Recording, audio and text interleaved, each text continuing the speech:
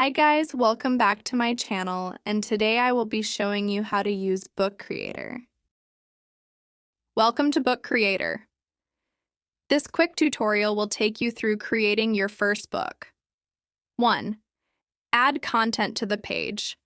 Tap on the plus button to add an item to the page. You can choose photos, video, text and sound, or draw and write with the pen. 2. Position content. You can move any item around the page with your finger and resize it using the blue circles. 3. Working with images. Sync images and video to your iPad using iTunes, or use Safari to save images from the web. Just hold your finger on the image. 4.